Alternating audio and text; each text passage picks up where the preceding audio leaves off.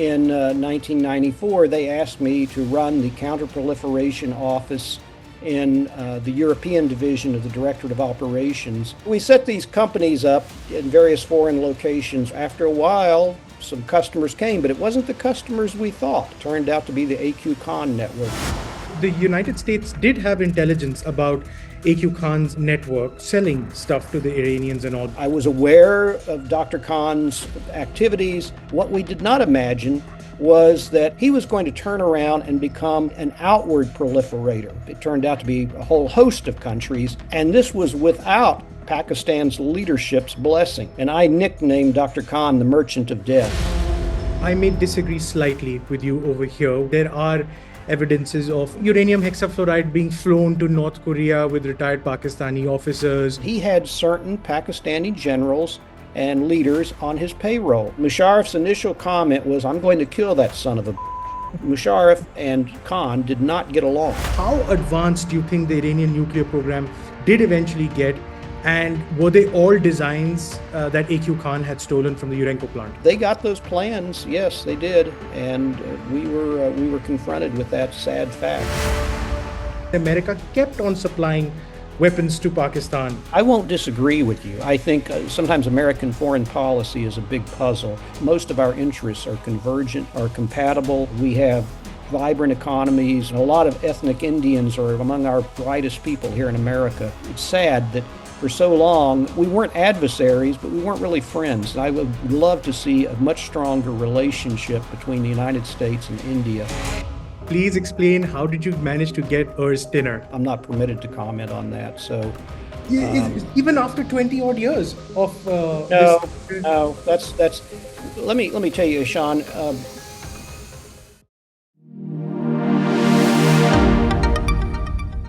Mr. James Lawler, thank you for taking the time to talking to ANI.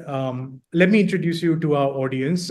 You were a former CIA operations officer who was one of the architects of America's nuclear counter-proliferation efforts, and the biggest being the takedown of the AQ Khan nuclear trafficking network. So how did you join the counter-proliferation department? And when were you tasked to take down this network, which was quite prolific by then? So I was on my last tour overseas, and I was in a country, we'll just call it a beautiful alpine country, which has high technology. And it's one that a lot of nations would like to have that high technology to develop nuclear weapons. Mm-hmm. And so I got involved in countering the proliferation of this technology to the countries that wanted to have it and to develop nuclear weapons. And when I got back to CIA headquarters in 1994, they asked me to run the Counter-Proliferation office in the European division of the Directorate of Operations. Mm-hmm. And so I started doing that. And, I had recruited a number of sources that were, into proliferation networks. And so I was thinking that I should be made the chief of operations for the Counter-Proliferation division.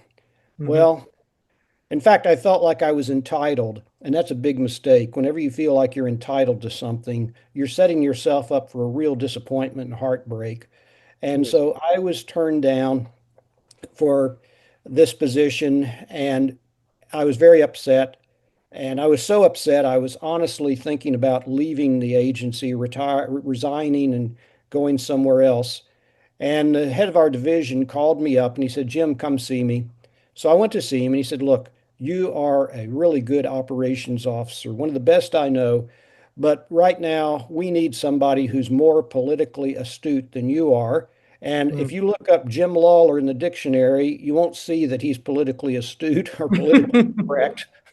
So, but he said, "Look, I've got something I really would like you to do. I want you to go and penetrate and sabotage the Iranian nuclear weapons program." And so I thought, well, that's a righteous cause. I mean, what could be better than stopping a country like Iran from getting nuclear weapons? So at the same time, I had taken a very, very good counterintelligence course, and it was entitled Great Intelligence Operations in History. And one of the operations that really resonated with me was one that was run in about the year 1918, 1919 by Felix Dzerzhinsky. And for your listeners who don't Wow. know Oh, who, Lenin's secret police. absolutely the founder of the Cheka, the Yes. Soviet police. Yes. And of course, the bizarre thing is Dzerzhinsky was a Polish Bolshevik. He was not a Russian, but he was a brilliant man. So this is the irony here: a CIA officer is impressed with the concept that Dzerzhinsky came up with because he was faced with the challenge in the early days of the Russian Revolution with the fact that the United States and Great Britain were trying to overthrow the Bolshevik Revolution. So Yes. we were financing the counter-revolutionaries. We were encouraging them to overthrow the Bolsheviks. This was the big Red Scare. Well, Dzerzhinsky was faced with this challenge. How do I defeat the counter-revolutionaries? You become one. I become one, exactly. And so he set up all of his Chekist agents all across the Soviet Union, pretending to be counter-revolutionaries, and he lured in the real counter-revolutionaries and ended up smashing them. I mean, liquidating the entire networks. So I thought if I want to defeat proliferation and proliferators, I need to become a proliferator. Yeah. And so that's what led to my creating certain entities overseas that at least looked like the kinds of companies that would contribute to nuclear proliferation, when in fact it was completely the opposite. It was what we would call a classic sting operation. Mm. And the material we were selling was not something that would enhance their programs at all. In fact, we jokingly used to say, you've probably heard of in the medical profession of the Hippocratic Oath, do no Yes. harm, no Yeah. harm. Well, we took the reverse of the Hippocratic Oath. We always did harm. So, Right. uh, so we set these companies up in various foreign locations where we thought the customers would come. And sure enough, after a while, some customers came, but it wasn't the customers we thought. In Yeah. fact, it turned out to be the AQ-Con network, at least initially. Well, And this is sorry, just jumping in over here. So now you are tasked with taking down the Iranian, or at least infiltrating the Iranian nuclear program, and so this is when the Counter-Proliferation Department had just been set up. However, the United States did have intelligence about AQ Khan's network selling stuff to the Iranians and all before that as well. So, at what point did the U.S. intelligence community sort of really recognize the sophistication and scale of this network where it actually became an operational issue? Before this, it was an intelligence issue only. we were very slow. Admittedly, we were very slow. There were some people, I believe you've had Mr. Barlow on the program, Yes. and he recognized it from an early point. I am not an analyst, I'm an operations officer, and I was aware of Dr. Khan's activities, but none of us thought it was that serious. We thought, okay, I mean, clearly it's serious that he is supplying Pakistan with a nuclear weapons capability, and absolutely he did that. So we have to give him whatever credit you want to give him. You give him credit for that. What we did not imagine was that instead of domestic needs for certain high technologies, he was going to turn around and become an outward proliferator, Yeah. meaning he was going to supply nuclear technology to other countries. And this was without Pakistan's leadership's blessings. We found that out later. But we became aware when we saw that, that Khan Research Lab, that Dr. Khan was in touch with certain foreign entities, and I had used a number of our officers to basically penetrate the network and find out that these people, this is not inward proliferation to Pakistan. This is outward proliferation to other countries. In fact, it turned out to be a whole host of countries, and I nicknamed Dr. Khan the Merchant of Death. Right. So uh, that's when we started, really focusing on this. Uh, Mr. Lawler, I may disagree slightly with you over here, where you say that you think that Pakistan was involved with Mr. Khan's trafficking network. I mean, there are evidences of, uranium hexafluoride being flown to North Korea with retired Pakistani officers. You have rotors being shipped from Khan research labs to Malaysia, etc. I mean, I'm jumping ahead, but you had so many smoking gun over here, and you're telling me that the Pakistani ISI, their secret service, which is a very paranoid service, rightfully so, they didn't know about all this happening? I really don't believe they did. Now, were there elements? Yes. Dr. Khan, he was not exactly the most brilliant nuclear scientist. Oh, he was smart. What Hmm. he was brilliant at was networking. And okay, so he did several things that were really smart. Number one, his procurement agents in Europe were not Pakistanis, they were Europeans. So, Right. therefore, the counterintelligence profile went down a lot. Secondly, I'm convinced, I don't have hard evidence of this, but personally, but I'm convinced that he had certain Pakistani generals and leaders on his payroll. Like I said, he was a consummate networker. And he was all, I mean, he had his own public relations people. And he ran, what do they call Con Research Lab? Con Research Lab. It's Right. as if you were Henry Ford II, don't you think that Ford Motor Company would do whatever you wanted and without question? And Yeah. so he would have these things done without the blessing of President Musharraf or other senior leaders. I mean, that would have been too dangerous for them to do. But Hmm. were there possibly some Pakistani generals and stuff aware of this or turning a blind eye to it? Probably. Absolutely. So, in that respect, Ishaan, I agree with you. I am firmly convinced, though, this was not an official Pakistani policy to do this. This was Khan and his network, his well placed network of certain people. This network was going on for 3 decades, though, from 75, when Right. Khan first stole nuclear designs from Urenco, right? That's correct. So this is That's a correct. three decade long procedure where there's a divide, right? Where the Khan network was first a procurer or a smuggler of nuclear technology, to when later it became a trafficker of that same level of nuclear technology, And right? that's what stunned a lot of our analysts. Again, instead of being a consumer of this technology, they became a purveyor of the technology. And he was he had so much ego and narcissism, and he had a lot of support among a lot of the Pakistani workers and Pakistani people. I mean, they worship this guy as the savior of Pakistan. He is the one that is standing up against your country. He's the one that saved us. He's the one that gave us the Islamic bomb. And Yes. and to a large extent, a lot of that's true. In fact, and this I jokingly say this, AQ Khan is kind of a combination of George Washington, Robert Oppenheimer, and Elvis Presley with his popularity. I mean, they have statues to this guy. They just think, he's it. So, but yeah, I mean, we didn't imagine. We always knew that what was going on, or we knew for a long time that he was getting things for Pakistan. What we didn't imagine, at least most of us did not imagine, that he would then become a seller of that. When you know a guy like this is out there who's basically stealing nuclear secrets, why did the United States not act on this in the 70s and the 80s and just nipped it in the bud right there and then? Great question. I don't know. I mean, that's a wonderful question, Ishan.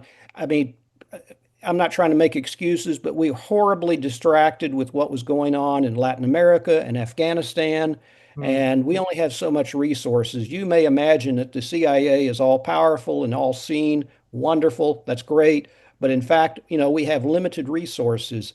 And I guess we were consumed with, okay, when the Russians invaded Afghanistan, we were consumed with what was going on in Latin America, and we had only some limited resources to track what AQ Khan was doing in Europe with his network there. Oh, we were aware of some of that. Yeah, absolutely. I Let, yeah, let me yeah. yeah, let me hazard another speculation through the course of my research. Saudi Arabia also bankrolled Pakistan's nuclear project, right? I mean, they went to the extent where they also assured Pakistan that they will give them like what 50,000 odd barrels of oil in case Pakistan had to detonate a bomb in response to India's nuclear testing, right? Was this was Saudi pressure also one of the elements behind America's sort of America's lack of action against AQ Khan? No, no, I don't think so. I think it was much simpler than that. Okay. It was simply that we didn't attribute or didn't allocate the resources to track that. Really, when I was first overseas, but even before I went overseas, we didn't have this concept of counterproliferation. We had something called tech transfer, and that meant where Russia was acquiring high technology goods through various front companies in order to perfect their submarines, their missiles, et cetera, et cetera. It was really only in the 90s, the early 90s, that suddenly we woke up and thought, there's a lot of these countries, what I call the wannabes. They want to be a nuclear power that are trying to do this. And so we started looking at, countries like Iran, countries like Libya, other South countries. Africa. Yeah. Well, Pakistan already had it. So, I mean, we Yeah. knew that. Yeah. Um, Absolutely. so, I fast forwarded a lot. We'll come back to that, but I want to now go back to the file comes to you on the desk that, all right, go ahead, Mr. Lawler, infiltrate the Iranian nuclear program. How do you start something off like that? well, again, I had that concept of the trust, or that's Yes, what Dzerzhinsky's operation was called, the trust. right. So we, like I said, created these companies overseas, these entities overseas, and we took contact with some of the Iranian folks. But at the time, believe it or not, countries have financial issues. They go through budget problems, just like anybody else. Mm. And so we weren't doing any business with the Iranians at all. We had good cordial relations with these people, but then through a stroke of analytical brilliance, some colleagues of mine came to me with the evidence that in fact Dr. Khan was guilty of outward proliferation. And so, through a number of operational moves that I orchestrated, we were able to get contact with them in a non alerting fashion. And they perceived us as suppliers, which we were. And so they basically, the field of dreams, we created the playing field and the people came. And so suddenly we were deep inside the con network. I'm not going to let you go off so easily, Mr. Lawler. Please explain, how did you manage to get Ur's dinner? I can't really comment on that, or I'm not permitted to comment on that. So, Even after 20 odd years of this. no, no, that's. Let me tell you, Ishaan, we're always sensitive about things like that, and so I cannot uh, do that today. I'm sorry. Maybe That's maybe fair. in 10 years, I don't know, but I'm not permitted to comment on anything, any of the relations we had with other folks. Talk to me how you managed to work in different jurisdictions. Because there was the factory in Malaysia where all of this was being assembled, and there were shipping routes going everywhere, which eventually culminated in you actually stopping a freighter which had nuclear centrifuges heading towards Libya. How did you manage to do that? It takes talent and a lot of attention and a dedicated team. I had a dedicated team of people working for me. Mm, At no time did we have more than 10 people working, at CIA headquarters, devoted entirely to that.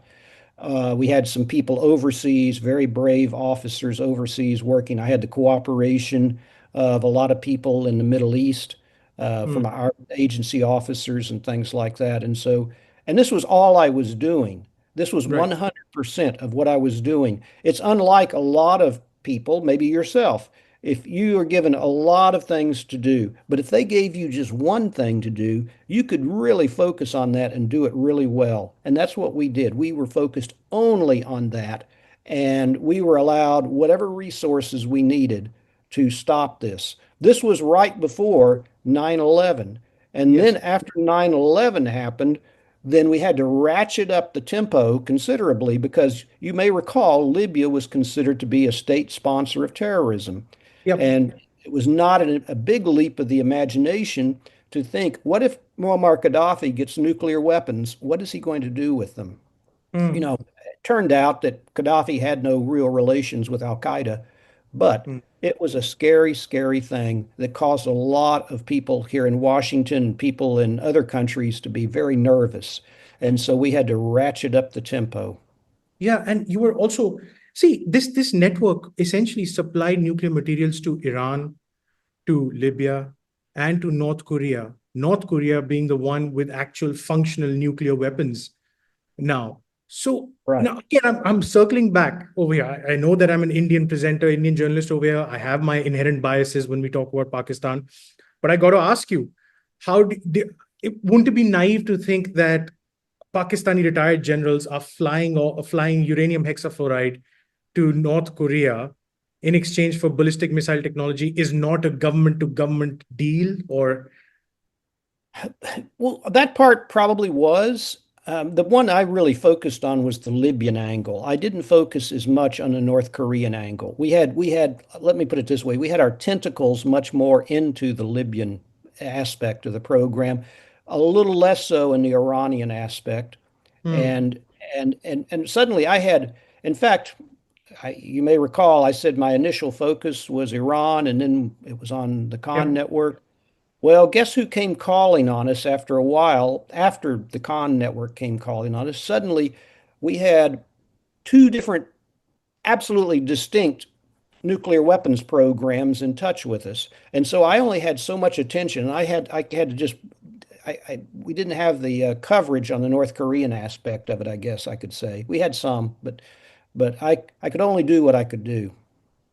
in an operation like that, is it really that siloed? Because it is the same principle, right? It's AQ Khan, and you know that his tentacles are in these countries, but you're only siloed off for Iran and the Libyan angle, not the North Korean. Would someone else be taking care of that?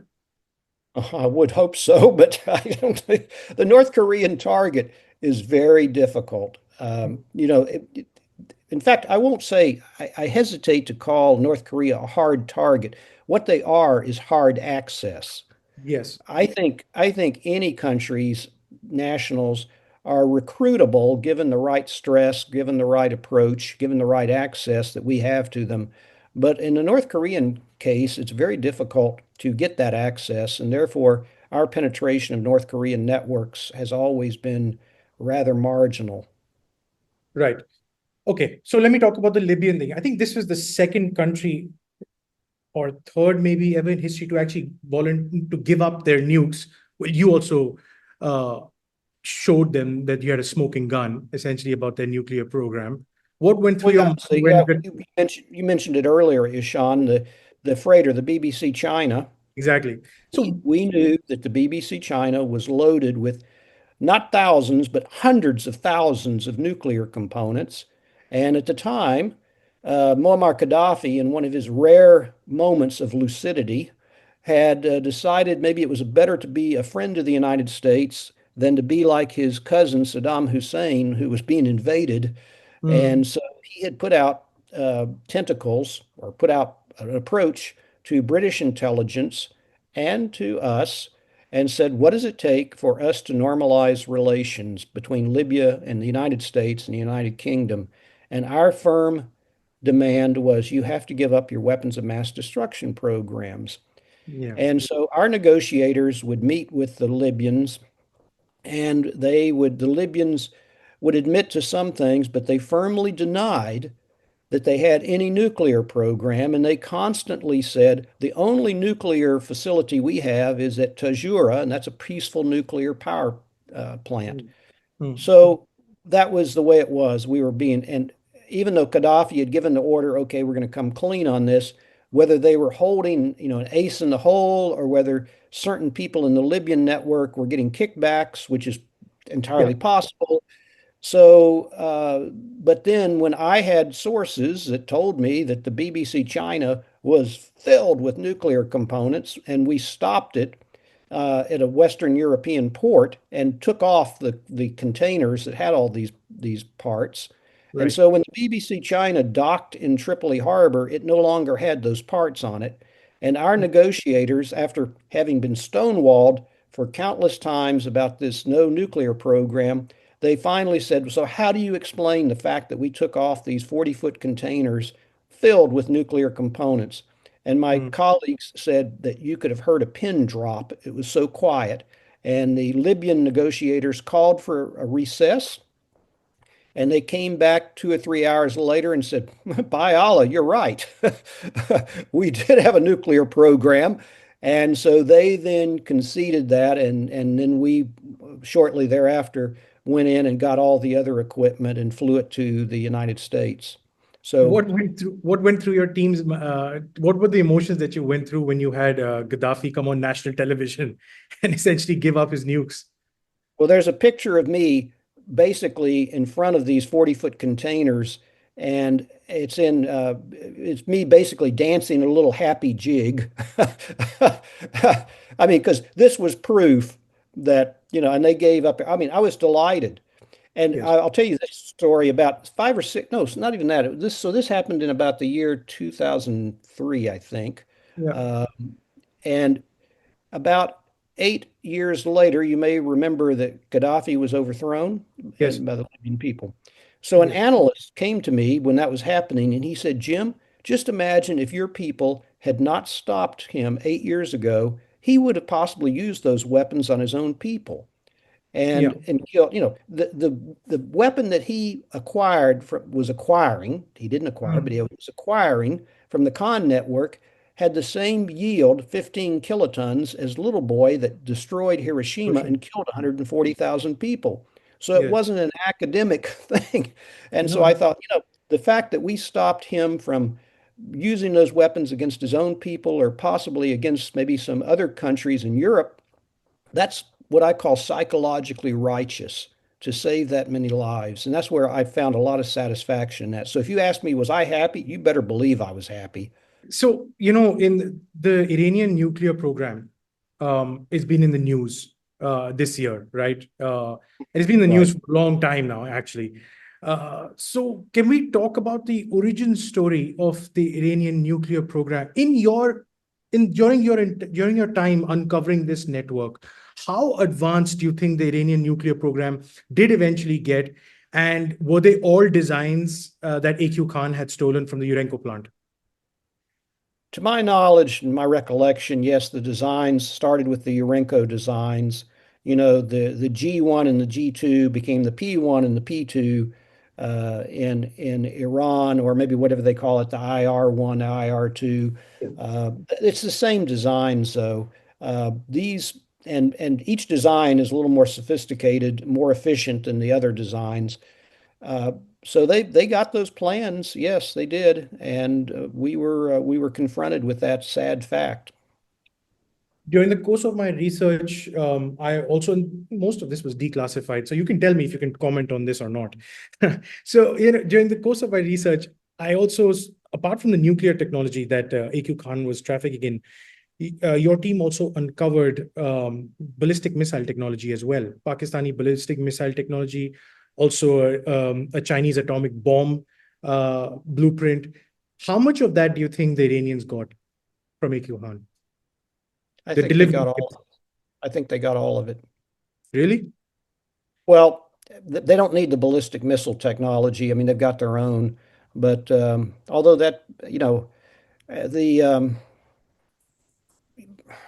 and of course, some of that ballistic missile technology was originally North Korean. Yes, the But Note on one. right, right, that's right. But yeah, I think they got. I'm pretty sure that the Iranians got the weapons plan. The plans for the weapon.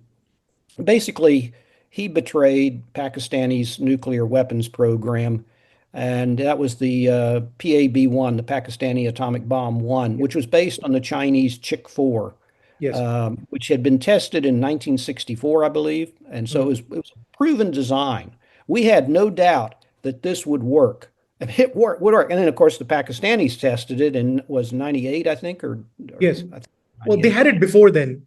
Yeah, right. They had it well before then, Yeah, yeah. but they tested.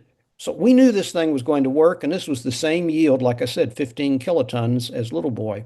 Mm. Um, Now, the Iranians are smart people, and I assume they've gone past that in their design capabilities. I mean, we forget sometimes that the Persian people invented whole fields of mathematics, and Of these are course. not backward people. They're very sophisticated people.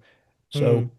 It frightens me. People sometimes ask me uh, how concerned I am about the Iranian nuclear weapons program, and I say, okay, my biggest concern is not so much the threat that Iran presents to Israel because the Iranians are not stupid. They know that the Israelis probably have 150 nuclear weapons and would wipe Iran off the map if the mullahs decided to use it.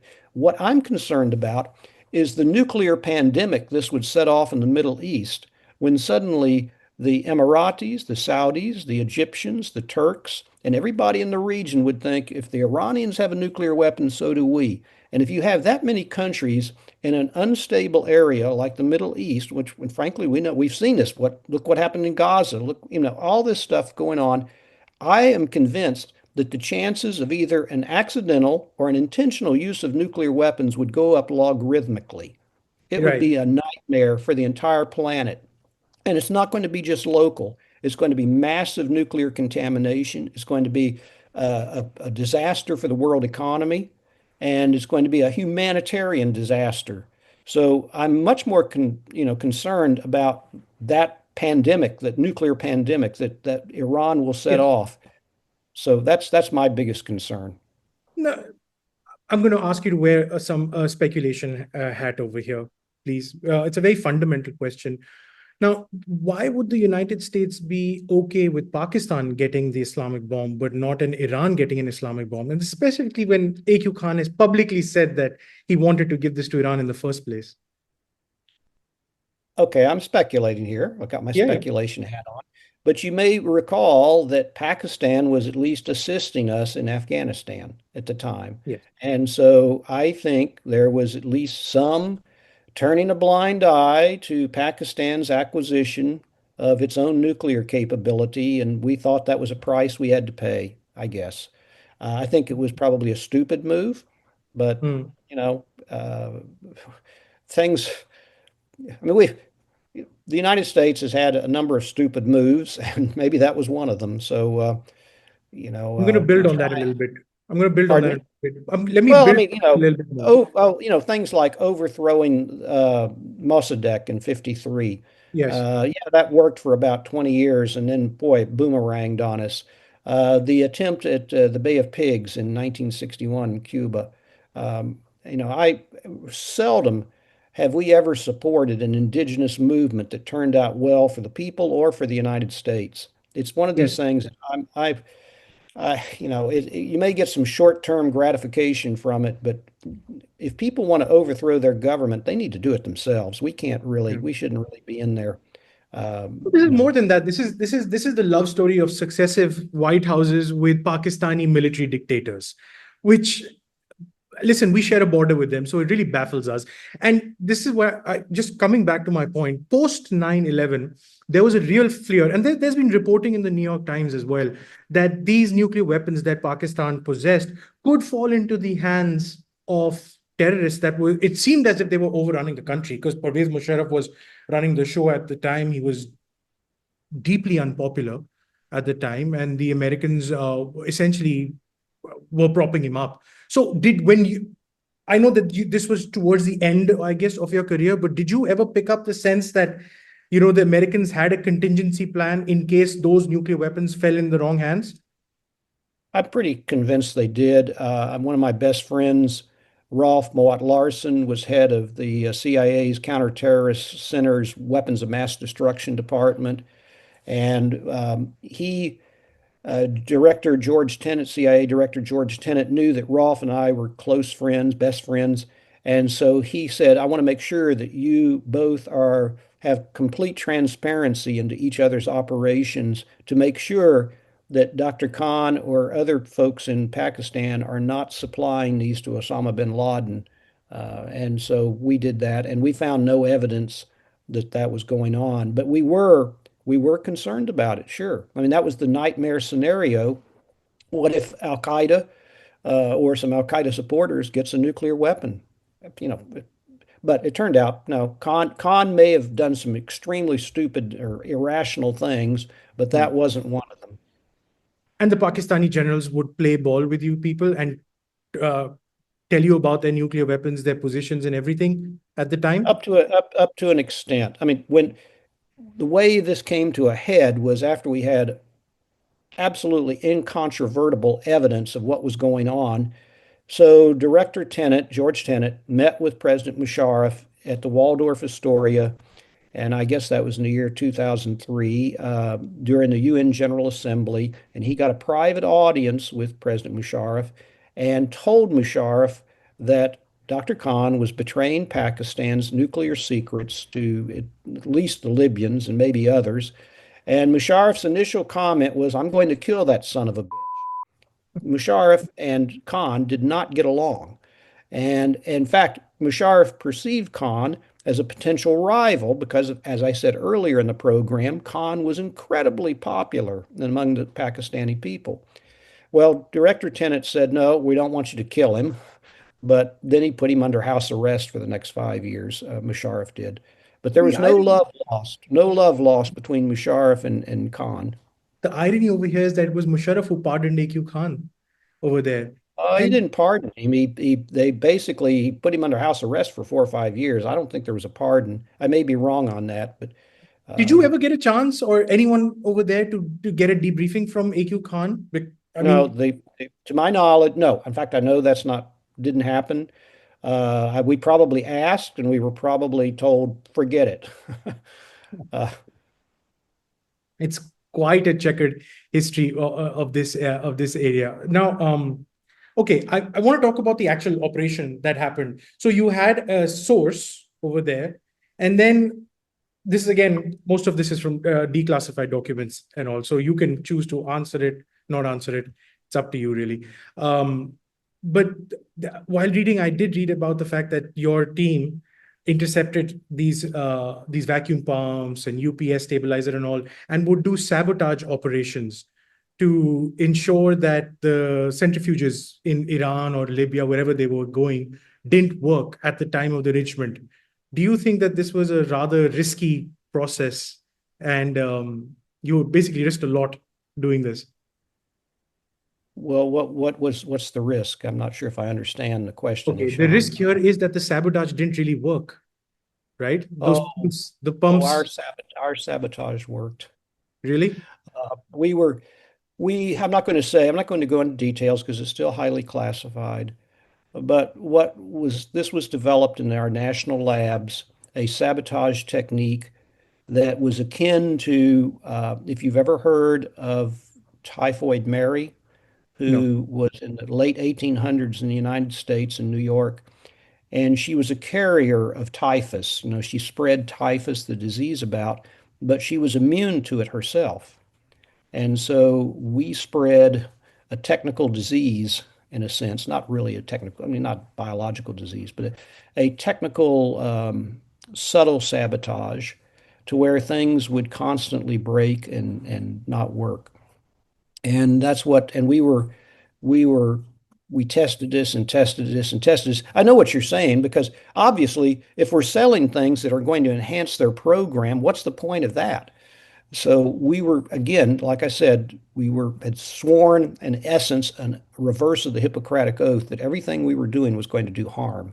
And Yeah. that's where I'll leave it at that. We were harming the program.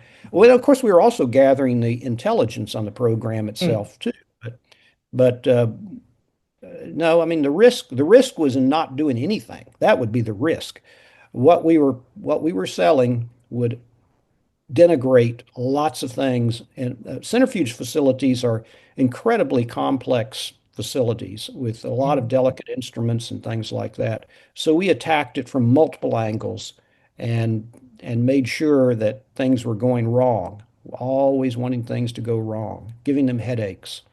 You know, I'm basing my question essentially on the reporting by Douglas France and Catherine Collins in their book Fallout, and they said that those tubes, those vacuum tubes, was sent to Urenco. Those the sabotage tubes, and their engineers concluded that no, not really. The Iranians would have found out the sabotage and would have re-engineered it. So that's the opinion that these authors concluded. Therefore, I ask you that question. And these authors, and I know Douglas Franz, and he's wrong.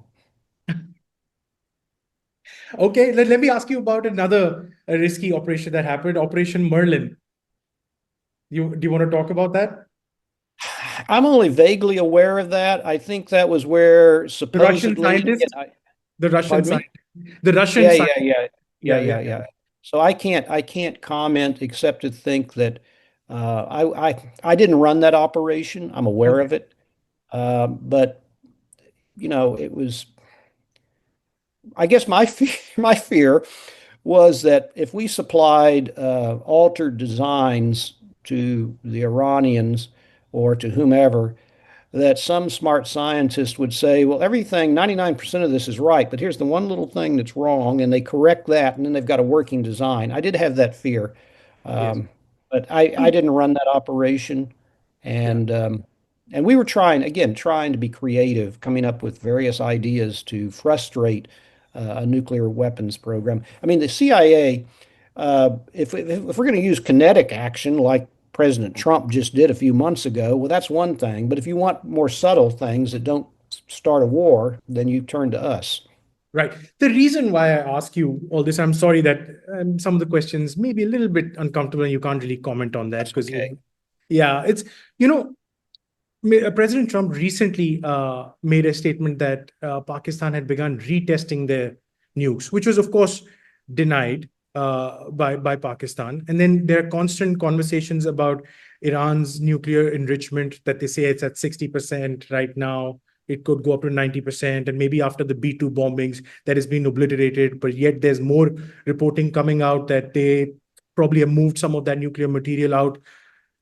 The reason why I ask this is because fundamentally, no one talks about how that nuclear program came to being in the first place.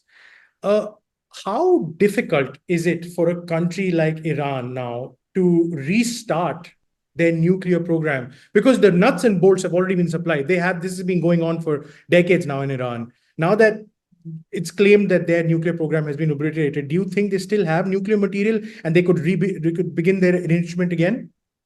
Theoretically, yes. The step to go from 60% enriched up to highly enriched uranium Hmm. is very short. It doesn't go geometrically, it goes logarithmically. You go very quickly Yes. to weapons grade, highly enriched uranium. But what the aftermath of the bombing of those facilities, that was interesting, certainly set them back. But I'll tell you the most significant thing was when Mossad, and this sounds very heartless, when Mossad assassinated 13 or 14 Iranian nuclear scientists, suddenly you can rebuild plants. You can't rebuild nuclear scientists very easily.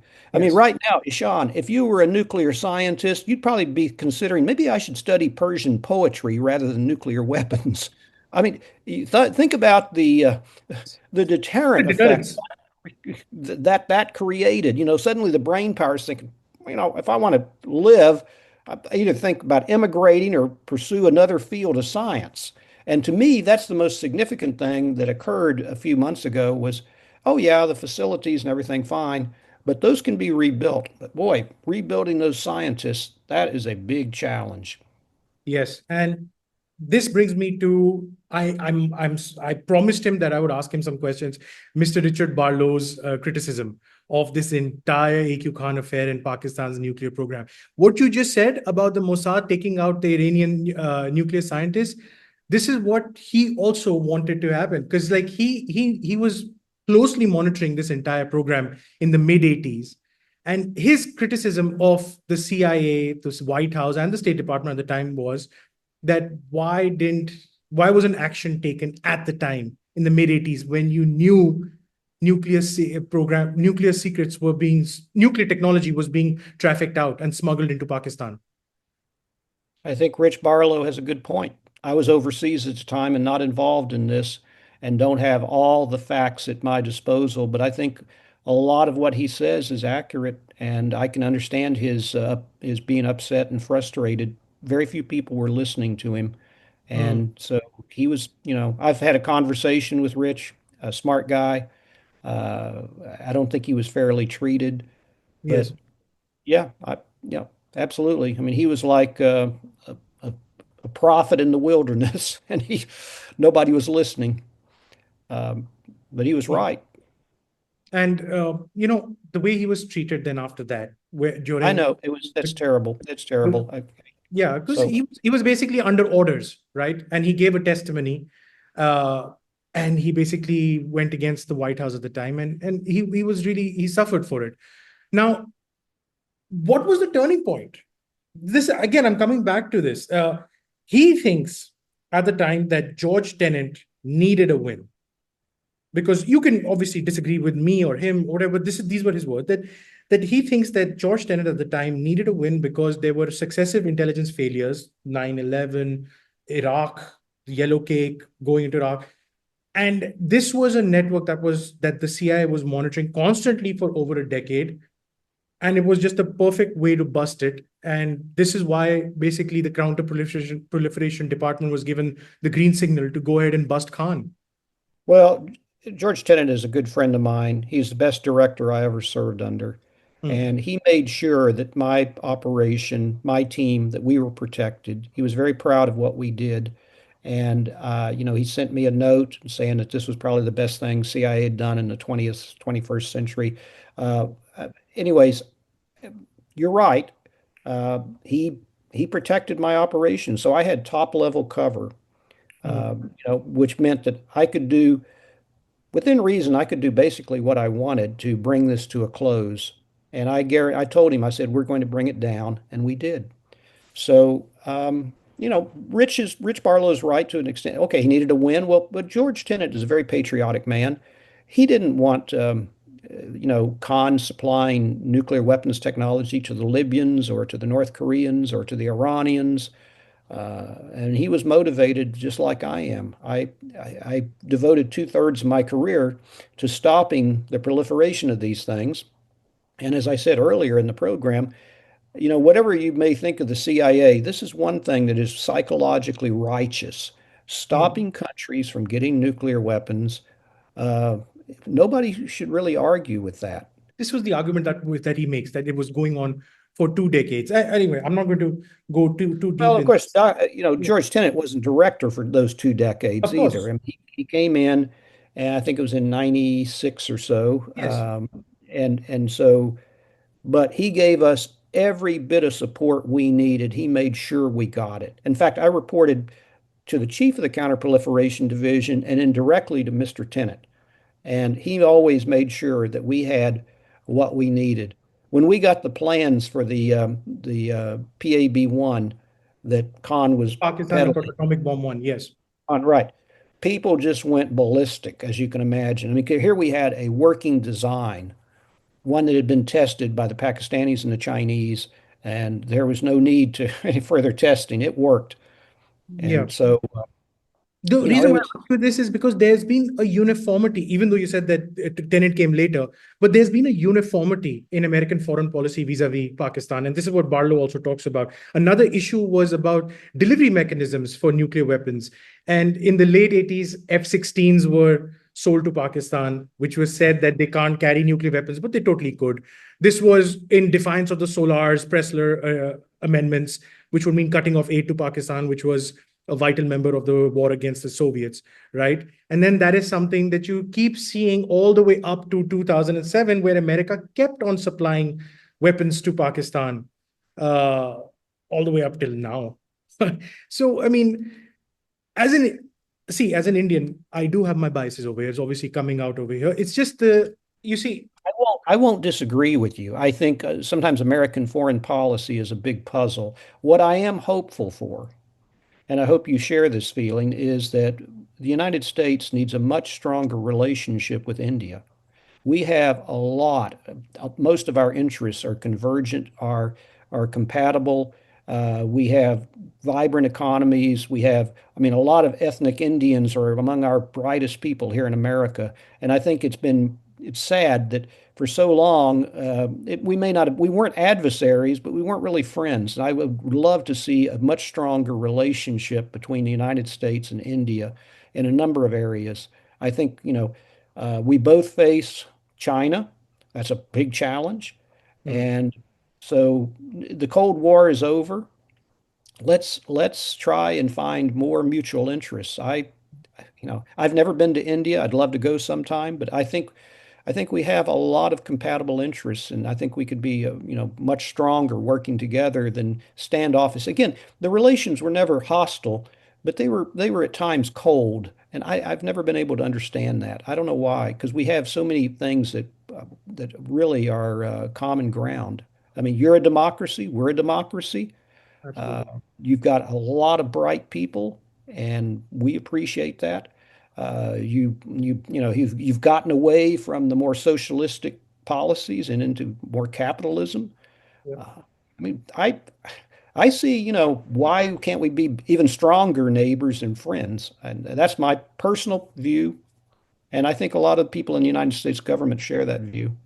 I think there is a bit of frustration from the Indian side over here because the relationship was on the up and up for the last 2.5, 3 decades, but the recent sort of cozying up a president of the Trump administration with the Pakistani administration over here has ruffled some feathers. In fact, now you know just to conclude, during your time at the CIA when you were operating, what how did the CIA and the top decision makers of American foreign policy at the time think of India as an adversary or as an ally? I think it was in between. It was in between. India has always been, the neutral. India, of course, was much friendlier to the Soviet Union than we were. In fact, we weren't friendly at all. Mm. A lot of Indian military weaponry was Soviet, whereas I think we should supply India with, and I think we are now, with more technology. I just read today in the newspaper that some major Indian company had stopped buying oil from Russia. That's great. Reliance, yeah. Reliance, yes, I saw that. That's great. And so I think, whatever was causing I don't know what it was, why we were, again, hostile was not the word, but standoffish.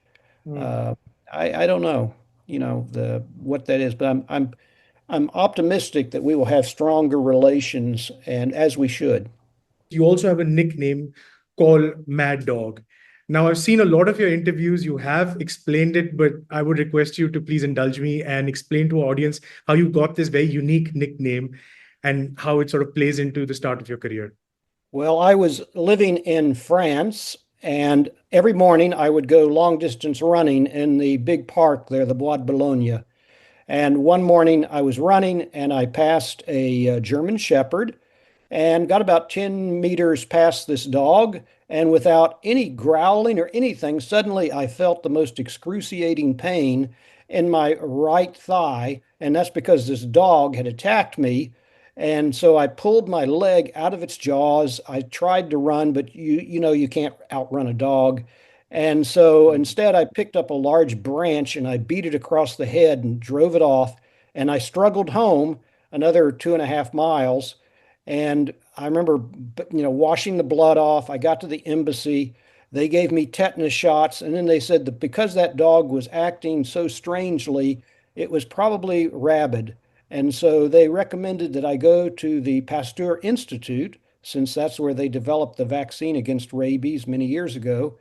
And so I went off and I was fearful, thinking that this was going to be the classic treatment of 21 shots in the stomach.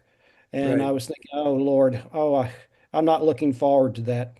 So I got to the Pasteur Institute. A very kind French doctor was there, and he said, yes, that dog is probably rabid. There are a lot of prostitutes out in the Bois de Boulogne, and they have dogs for protection.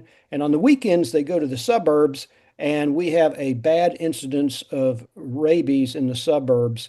And so I said something about the 21 shots in the belly, and he said, "Oh no, Mr. Lawler, we've gone way past that. I mean, we're going to give you a shot in your right arm, a shot in your left arm, and then next week you'll come back and you'll get one more shot in the right arm. 1 week later, one shot in the left arm." So I was relieved at that. In fact, the rabies shots were even less painful than the tetanus shots I'd gotten earlier that day. Mhm. And the doctor went on to say, you have to get these rabies shots within 30 days of having been bitten, because if you don't and you contract rabies, no one but maybe one person in history has ever survived the rabies disease. And he says you will go progressively mad and it's a horrible death. So, of course, I took the shots. But at the same time, I was having considerable friction with some people back at CIA headquarters. So, when I got back to my office, I made a list of all the people who I was going to bite in case I got rabies. And so that led to my nickname, which I come by quite honestly, and a lot of my colleagues still call me that, and that's fine. I wear it with pride. Now, was this before you dived in to take down the AQ Khan network or during This it? was this was well before. This was really in the late 80s. Right. And so so that's how I got my nickname. Long before Marine General Mattis got his nickname of Mad Dog. So Yeah. Yeah. Just to conclude now, your entire career, or well, the high point of your career was larger than this, but this was, I think I'm right to say that this was the height of your career. Was there anything you would have done differently or something that you regretted? well, that's a good question. No, not much. Things worked out. I you know, maybe if I could have gotten involved in the North Korean program Yeah. somehow, and that would have been a real icing on the cake. But overall, there's not a lot. I mean, there was only so much I could do, and I feel like I had a successful career. I tell a lot of young people who are contemplating careers in the CIA, I said, how would you like a job where 19 mornings out of 20 you cannot wait to get to work? And that was Yeah. my job. And I was passionate about it. I loved, in fact, that's why I write spy novels now. I've got three novels, Living Lies and The Twinkling of an Eye and The Traitor's Tale. And it's because I can't run operations anymore personally. So I actually write spy novels that are thinly disguised versions of things that I did or my colleagues have done. And I have to submit everything to the CIA's pre-publication clearance review board to make sure there's nothing classified in them. But Yeah. I've gotten approval for all three. We'll put the Amazon link for your books in the bio over here so that whoever watches this interview can maybe go and take a look at your books over here. That's Mr. great. I Lawler, mean, yeah, they're available both in hard copy or in ebooks, or two of them in audiobooks. And I'm going to have the third one done in an audiobook shortly, since a lot of my readers like to listen to stories. yeah. So, yeah, I find that very satisfying. Mr. Lawler, thank you for your time and for indulging me with the questions I had. I apologize if I sounded a bit persistent with my questioning. You know what? Persistence is the road to success, Ishaan. So that doesn't bother me. I was very persistent in my career. So if I see that in another person such as yourself, that's why I know you're a success. Thank you so much, sir. Thank you. I appreciate it.